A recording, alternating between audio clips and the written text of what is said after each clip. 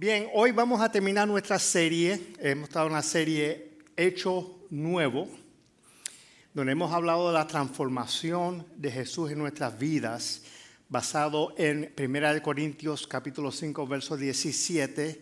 Vamos a leer ese verso más adelante, donde dice que si alguno está en Cristo es una nueva criatura. En la primera semana hablamos de que si contestamos la pregunta, ¿es posible el cambio? Y llegamos a la conclusión de que sí, pero había una condición. Había que estar en Cristo. Si alguno está en Cristo, es una nueva criatura. Después hablamos de que cómo Dios transforma nuestras vidas. Eso fue la segunda semana. Nuestro hermano Miguel tocó el tema. Cambiando nuestras historias, el antes y el después de nuestras vidas. Antes que vivíamos en el pecado, alejados de Dios, en nuestras rebeliones, sin fe ni esperanza, y cuando Jesús llega a nuestras vidas, hay una transformación de vida, el cambio de la historia. La semana pasada hablamos sobre cómo Dios nos da una vida nueva en comunidad y cómo es necesario nosotros vivir en la comunidad cristiana para poder forjar, para poder florecer, crecer en nuestras vidas cristianas. El crecimiento cristiano no se da en el aislamiento. Usted no puede decir, yo sirvo a Dios a mi manera y no participar de la congregación de los santos. Porque ¿sabe qué? Jesús hizo prioridad en su vida, en la vida de sus discípulos, el crear esa comunidad de fe. Él tenía sus 12 discípulos. Dentro de los 12 tenía un círculo más cercano de 3. Pedro, Juan y Santiago. Eran los círculos cercanos. Pero la comunidad cristiana es bien importante para nuestro crecimiento espiritual. Y hoy vamos a hablar sobre cómo Dios nos hace nuevos al cambiar nuestros hábitos y nuestros comportamientos. Cambiar nuestros hábitos y comportamiento. El texto bíblico que hemos usado está en 2 Corintios, capítulo 5, verso 17. Es un solo versículo, pero como de costumbre los voy a invitar a que nos pongamos de pie. Empezamos con este versículo. Este versículo ha sido el tema de toda esta serie. Y dice así la palabra del Señor, en el nombre del Padre, del Hijo y del Espíritu Santo. Por lo tanto, si alguno está en Cristo, es una nueva creación. Lo viejo ha pasado, ha llegado ya lo nuevo. Palabra de Dios para el pueblo de Dios. Padre Santo y Padre bueno, te damos gracias por esta oportunidad que nos das, Señor, de estudiar tu palabra. Te pedimos que tú nos hables, que tú nos des revelación, Señor. Te invitamos en nuestros medios para que sea tu Espíritu Santo el que ministre a cada corazón, cada mente, y que siembre esta palabra en nuestros corazones y que lo que vayamos a aprender hoy, Señor, lo podamos poner por obra. Queremos vivir vidas nuevas, vidas transformadas, en el nombre de Jesucristo. Amén, amén. Puede sentarse, amados hermanos. Hay personas que cuando el Señor obra el cambio en su vida, el cambio es inmediato. Ocurre inmediatamente. Yo he sido testigo y les he contado, algunos de ustedes han escuchado el testimonio. Un pastor que yo tuve, que era un alcohólico, él llegó de Vietnam con trastornos mentales, tenía problemas de salud mental, se dio a las drogas y el alcohol y él vivía en las cunetas. La administración de veteranos le dio 100% de conexión al servicio militar por su condición. Él le decía a su señora que se iba a ir a la tienda de la esquina a comprar leche para la nena, pero pasaba 1 día, 2 días, 3 días, 1 semana, 2 semanas, y ella no sabía de él. ¿Dónde estaba él? Él estaba en las cunetas, con las barbas hasta aquí, durmiendo sobre la mesa de billar, borracho, sin esperanza. Una vida destruida por los azotes que había recibido en la vida. Pero el papá de él era pastor de una iglesia y siempre oraba por él, le dio un tratado. Y sucedió que un día él se levantó y dijo, yo no puedo seguir viviendo así. Señor, si tú eres Dios, si es verdad lo que mi padre dice que tú eres, tú tienes que cambiar mi vida. Y esa mañana él fue a una iglesia, la iglesia metodista del pueblo de Puerto Nuevo en Puerto Rico. El pastor hizo un llamado, él fue corriendo al frente y entregó su vida al Señor. Y ahí hubo un milagro nuevo testamentario de lo que uno veía en los tiempos de Jesús, que algunos piensan que eso no sucede hoy en día, pero esos milagros ocurren hoy en día también, porque el brazo de Dios no se ha cortado y Él puede hacer esos milagros. Y hubo transformación inmediata en la vida de ese hombre, que cuando el Señor lo salvó, Él no volvió a tomar alcohol ni droga el resto de su vida. Y se convirtió en pastor. Ese tipo de transformación solo lo puede hacer Dios, ¿verdad? De transformarlo en una nueva criatura. La mayoría de nosotros, sin embargo, tenemos unas transformaciones más lentas. Entregamos nuestra vida al Señor, sí experimentamos una transformación, una vida nueva, pero entramos en un proceso de santificación donde a través de los años, de los meses y los años, el Señor va trabajando en nuestras vidas, moldeándonos. Y quiero presentarle una pirámide que ilustra esto, la formación espiritual intencional. Porque esto requiere que nosotros pongamos de nuestra parte, que haya intencionalidad en nuestras vidas para esto.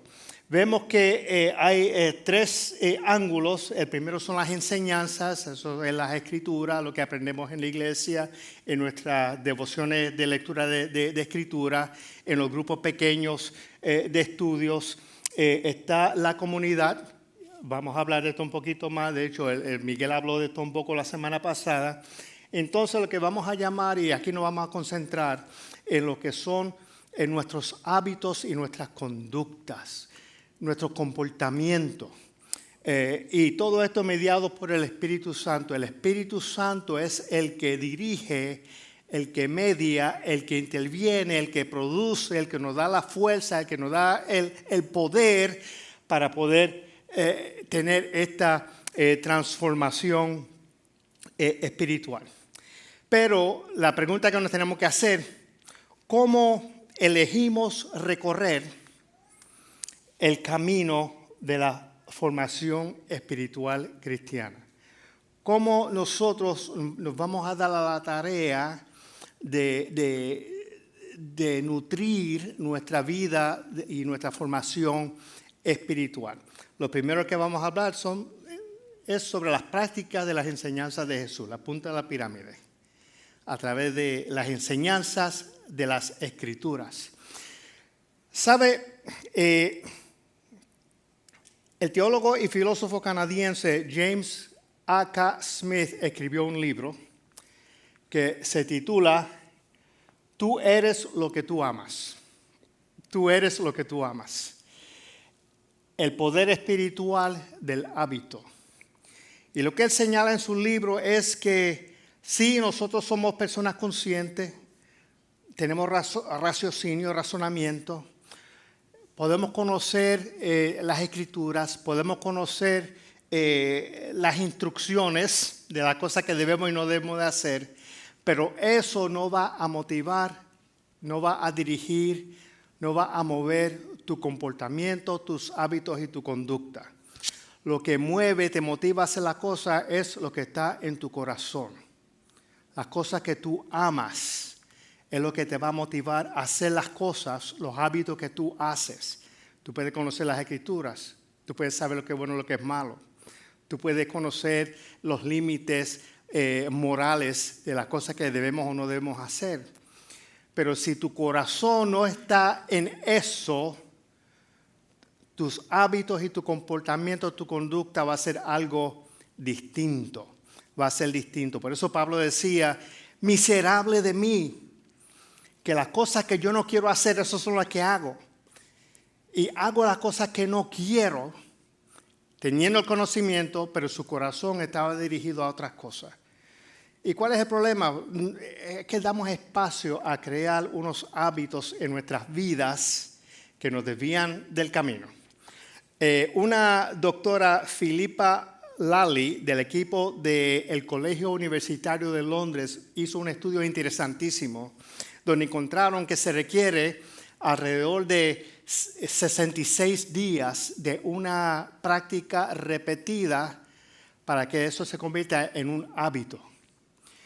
Encontraron luego en sus estudios de que el tiempo no es necesariamente lo importante es la repetición. Si tú repites un acto 5 veces en la semana, en 3 meses se convierte en un hábito aprendido. Si tú lo repites cada otro día, en 2 meses se convierte en un hábito. Encontraron en sus estudios. Y hay hábitos buenos y hábitos malos. Qué bueno es cuando nos levantamos por la mañana y lo primero que hacemos es coger nuestro café, nuestra Biblia, nos vamos a nuestro lugar, nuestra butaca preferida, nos sentamos quizás en el patio a tener devociones en las mañanas. Leer las escrituras, tener nuestro ratito de oración. Qué chévere, ¿verdad? Hábito bueno. Por el contrario, si le abres el espacio a lo que es la pornografía y empezaste con una vez al mes, visitaste un sitio en las redes sociales y eso se convirtió a una vez semanal, se convirtió a 2 o 3 veces en la semana, 5 veces en la semana, cada otro día o diariamente. Eso se convierte en un hábito que tú tienes en tu vida y tu corazón está inclinado a ese tipo de práctica y ese tipo de conducta. Por eso tenemos que tener mucho cuidado con guardar nuestros corazones. Mira lo que dijo el autor Smith en su libro. Él dice que el corazón es el punto de apoyo, es la plataforma de tus anhelos más fundamentales. Una orientación visceral muy adentro y subconsciente hacia el mundo. Tú te vas a mover de acuerdo a donde está tu corazón. Y yo creo que todos aquí saben de lo que estoy hablando, ¿verdad? ¿Me están siguiendo? Pero ¿sabe qué? No necesitamos el libro de Smith para saber eso. La Biblia nos dijo eso hace miles y miles de años atrás. Vamos a Proverbios. Mira lo que dice Proverbios 4:23.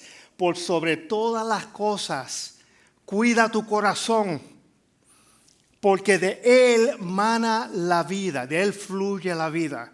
Me encanta la versión en inglés del New International Version que vamos a ver. Above all else, sobre todas las cosas, guard your heart, cuida tu corazón, for everything you do, todo lo que tú haces, tu hábito, tu conducta, tu comportamiento, tus prácticas, fluyen del corazón. Por eso la insistencia del libro de Proverbios de cuidar el corazón.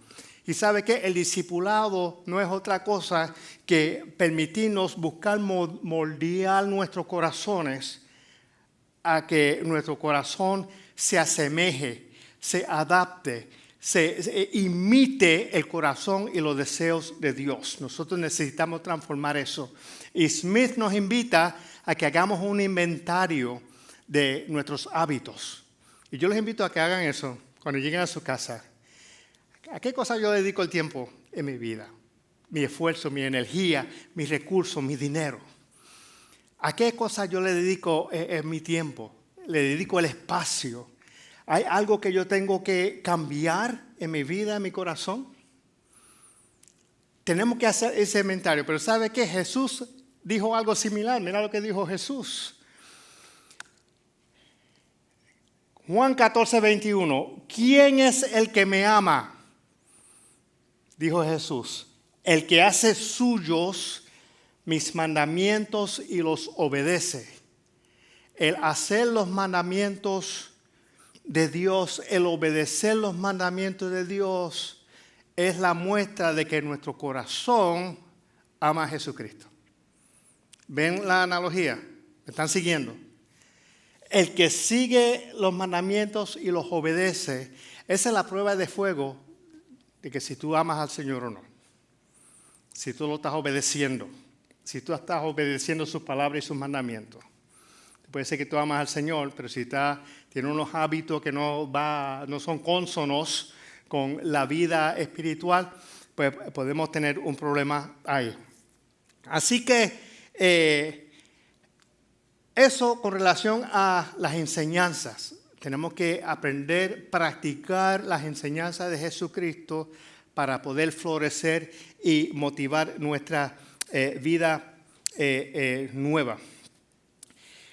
Por otro lugar, vamos a hablar sobre la comunidad, lo que es practicar la permanencia en comunidad. El hermano Miguel habló un poco de esto ayer. Me encontré un libro bien interesante, se titula Tribe.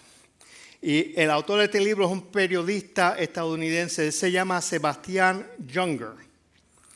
Él cubrió la guerra de Afganistán conviviendo con los americanos por más de una década, durmiendo con ellos en las barracas. En las tiendas también, que el americano le llama GP Medium, son como unas casetas que ellos ponían en el desierto, el calor horrible durante el día, el frío insoportable durante la noche, los camel spiders, unas arañas de camello, era el nombre que le daban, unas cosas gigantescas, feísimas, que salían por la arena de noche, tenían que vivir ahí. Pero el temor y el miedo de guerra, de perder sus vidas y esa ansiedad. Yo conocí unas personas que estuvieron allá en Afganistán y lo mandaban a misiones de reconocimiento que tenían que entrar por los pueblos.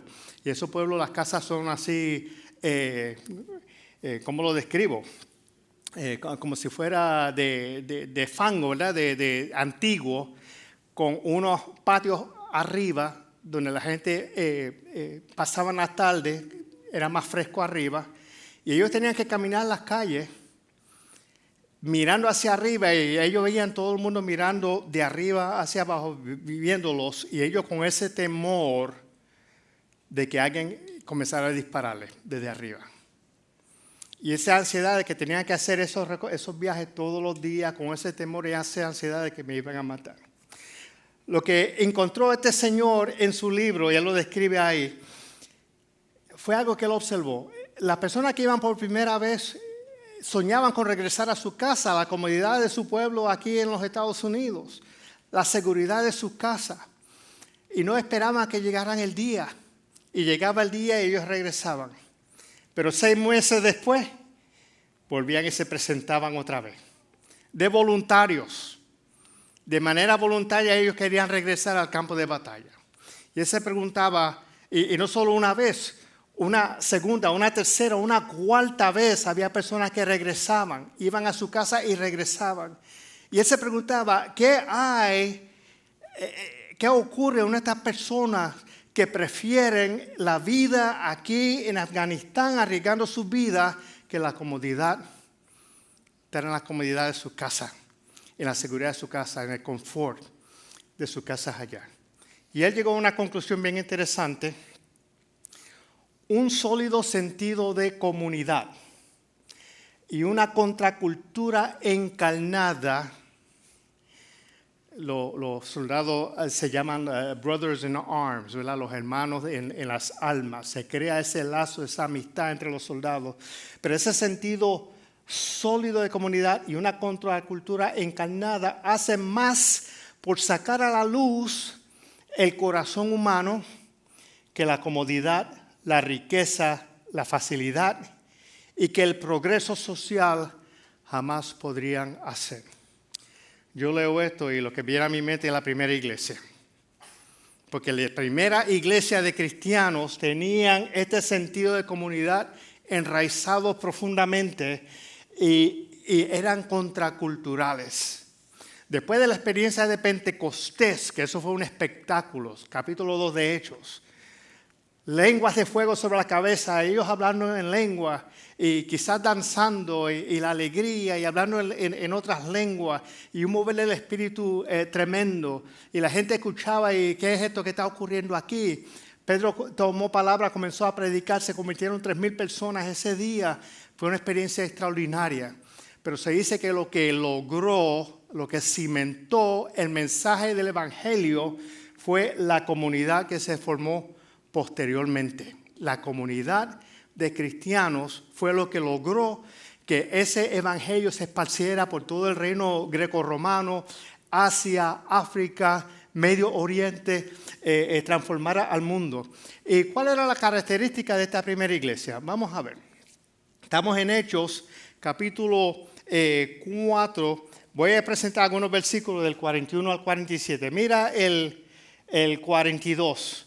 Se mantenían firmes en la enseñanza, recuerda la punta del triángulo, en la enseñanza de los apóstoles, en la comunión, en el partimiento del pan y en la oración. Un pueblo que tenía un sentido de comunidad bien sólido. El otro versículo, todos los creyentes estaban juntos y tenían todo en común. Pero cuando tú te pones a pensar, tenían todo en común. ¿De quiénes estamos hablando? ¿Quiénes son estas personas que forman esta primera iglesia? En esa primera iglesia habían judíos naturales de Judea, habían judíos extranjeros del exilio, que lo vimos en el segundo capítulo de Hechos, venían de todas las regiones del mundo, tenían sus propios idiomas, tenían sus propias costumbres. Habían gentiles que se habían convertido al judaísmo, se llaman los prosélitos. Habían gentiles, bona fide, gentiles que estaban allí, que no sabían nada de la religión judía. Y contrario, y por eso era contracultural, contrario a todos los esquemas sociales, donde había el dueño y tenías esclavos, y la mujer no valía nada, y los niños no valían nada, solo los hombres eran quienes tenían voz y voto en la sociedad. Allí habían hombres, mujeres, habían esclavos, habían libres, y todas esas personas estaban juntos y tenían todo en común. ¿Cómo se puede dar esa unidad, esa cohesión de grupo en una comunidad tan diversa como esta primera iglesia? Pero eso es algo que distingue a la primera iglesia. El próximo versículo, compartían sus bienes entre sí según la necesidad de cada uno. Y voy a compartir uno más. No dejaban de reunirse unánimes en el templo ni un solo día. Todos los días iban a la iglesia. Y no dejaban de reunirse, eso era todos los días iban a la iglesia. ¿Alguien conoce alguna iglesia de que se reúnan todos los días? ¿Alguien viene de alguna iglesia, de alguna tradición de se reunían todos los días? No veo ninguna mano. Miguel, yo conozco iglesias que se reunían todos los días para adorar al Señor. ¿Y saben qué? La hermana también. Todos los días. Ellos se reunían todos los días. ¿Por qué? Porque su corazón estaba en el Señor. Claro, un contexto histórico, cultural muy distinto al nuestro. No podemos decir que tenemos que ahora venir a la iglesia todos los días. Pero la iglesia ofrece otros programas, otras oportunidades de reunirse aparte de los domingos, como serían los grupos de oración, la casa de adoración y de estudio, y los grupos pequeños donde las personas podrían ir a reunirse. Pero yo como pastor, yo me conformaría, mira, vienen los domingos. Que eso no sea un hábito de que yo voy el domingo a la iglesia para check the box, ¿verdad? Para decir, fui a la iglesia el domingo. Y tener la conciencia limpia y estar en paz contigo de que por lo menos fui a la iglesia. Escuché el sermón de un pastor que estaba hablando sobre esto y me estuvo bien gracioso hace muchos años atrás. Eso no fue aquí. Pero él cuenta de que él estaba curioso de que un hermano le dijo, pastor, qué bueno estuvo esa adoración.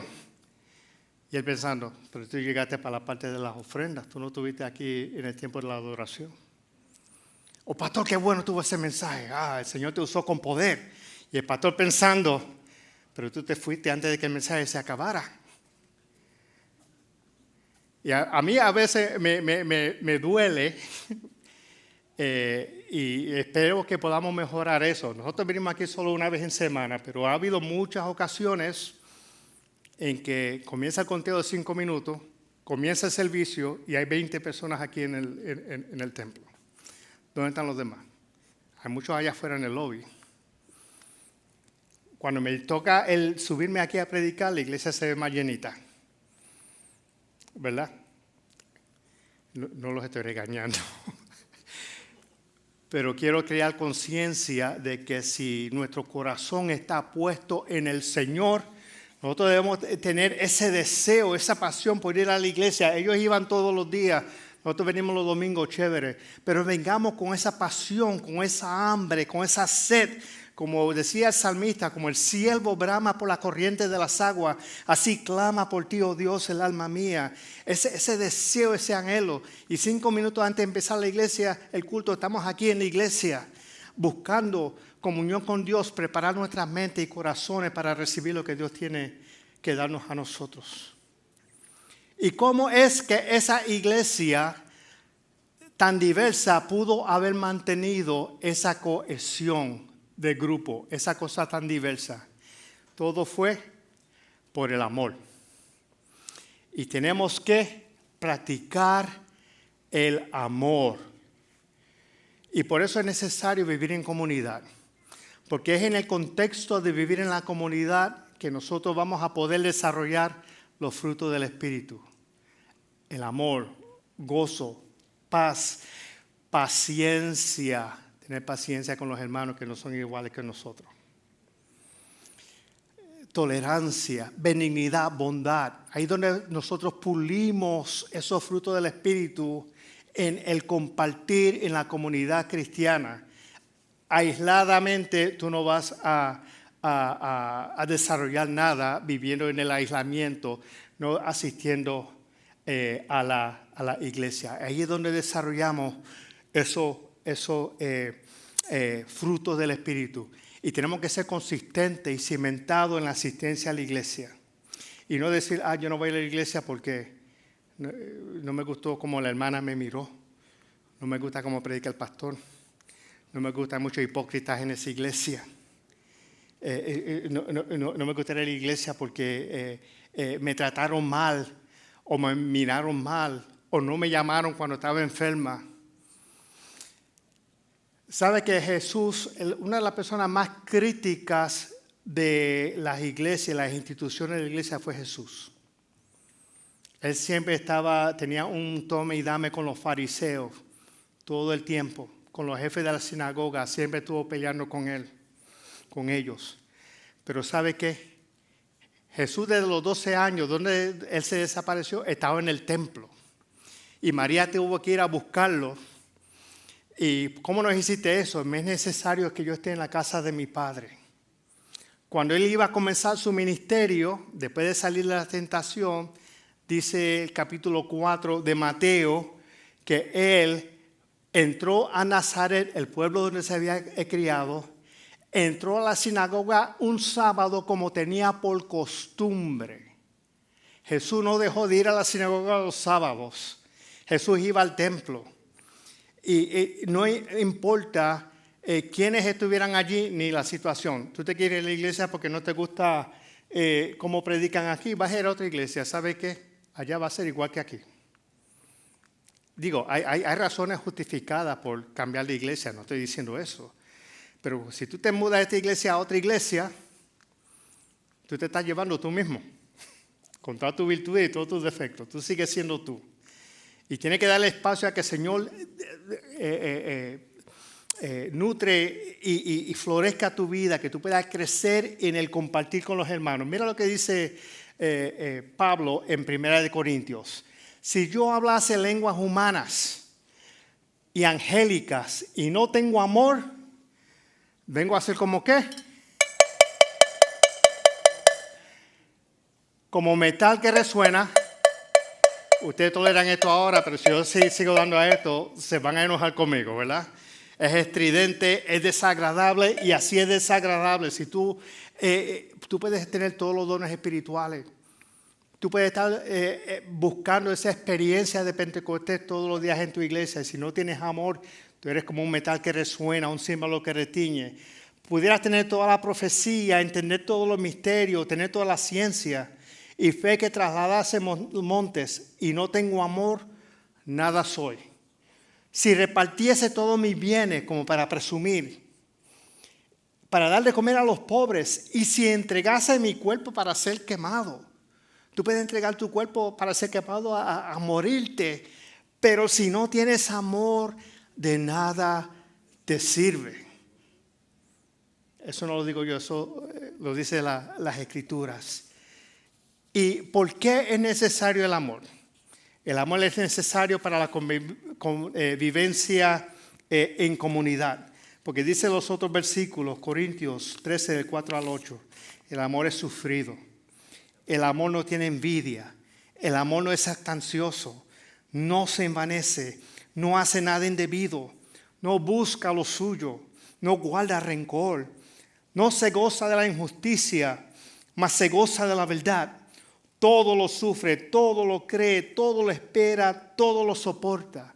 El amor nunca deja de ser, pero las profecías se acabarán y cesarán las lenguas y la ciencia acabará. Si tú quieres tener una sana convivencia en comunidad, tú tienes que amar a tu prójimo. Tú tienes que amar a tu prójimo. Y para resumir, y con esto terminamos, la aplicación. Hablamos de que para vivir la vida nueva y comenzar ese peregrinaje de transformación espiritual, tenemos que practicar las enseñanzas de Cristo. El que me ama a mí es el que cumple mis mandamientos. Practicar la permanencia en comunidad y practicar el amor. Y así el Señor va a transformar nuestras vidas y darnos una vida nueva. Así que vamos a orar para dar gracias a Dios por esta palabra y vamos a participar del acto de la comunión, el sacramento de la comunión. ¿Qué mejor manera de ejemplificar lo que es la vida en comunidad del cristiano? Padre, te damos gracias por tu amor, por tu presencia. Te damos gracias por tu palabra.